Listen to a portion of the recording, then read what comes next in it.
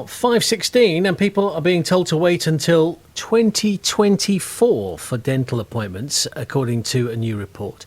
Dental surgeries have said that they have thousands of people on their waiting lists, but Health Watch England has said that some people are being offered swift private care as an alternative at the same dental practice, with some patients reporting that they felt pressured to pay for private care. Let's speak to Andrew Sharp, who's from Health Watch West Berkshire, and hello to you there, Andrew.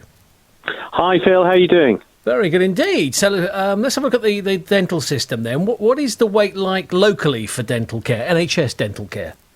Well, this was one of the things we heard throughout the pandemic as the biggest single issue, which is amazing considering, it's all about respiratory health. And it was basically because dentistry stopped effectively for the first part of the pandemic. There was very little planning put in place.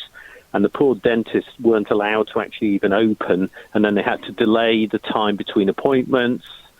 It just meant they could do less people during the day. But we already had a problem before the pandemic started with NHS dentistry, and all the pandemic has done is just make it 10 times worse.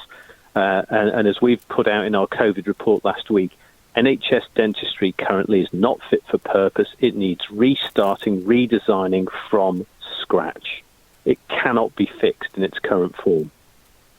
Well, that's a whole topic in its own right. But let's have a look at the actual implications here, that people sometimes are being, or feel like they're being pushed towards paying for dental work. Well, they are. Yes. They are. We've had examples of people being told they've got 3 and 4 month waits for NHS treatment, but if they pay, they can be seen tomorrow.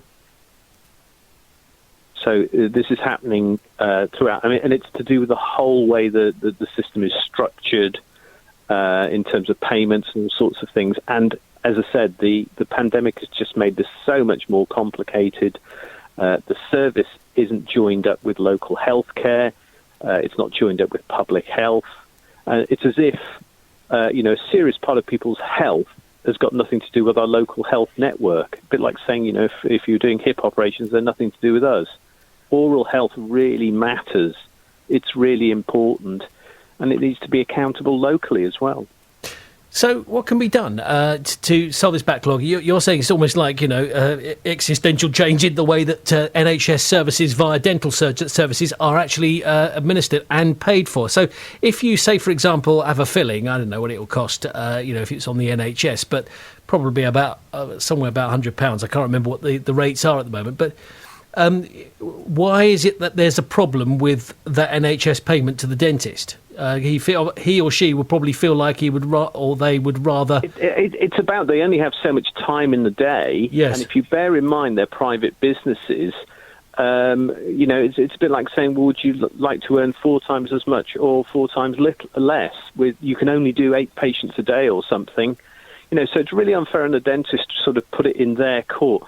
The whole system just needs re-looking at, because one of the other key problems is people go, well, I'm trying to register with an NHS dentist. You don't have to. You're meant to treat them like hairdressers. You go to the one who's got the appointment. So the whole of the general public thinks you have to register, and you don't. You're meant to ring up, find whoever's got a spare slot as an NHS dentist and go to them. But the public doesn't know this. They think it's a bit like with GPs where you have to stick with one once you've got it. So as I said, the whole system from top, bottom, up and down is just not working. They've been amending it since 2009 and it just isn't working. We need to have a proper root and branch look at this again, and it isn't going to change until the NHS treat this seriously and start listening to people on a local basis as part of the accountable health network. Your oral health, your teeth really matter. Let's start treating it like they do. Really good to speak to you, Andrew. Thank you very much indeed. Andrew Sharp is from Health Watch West Berkshire.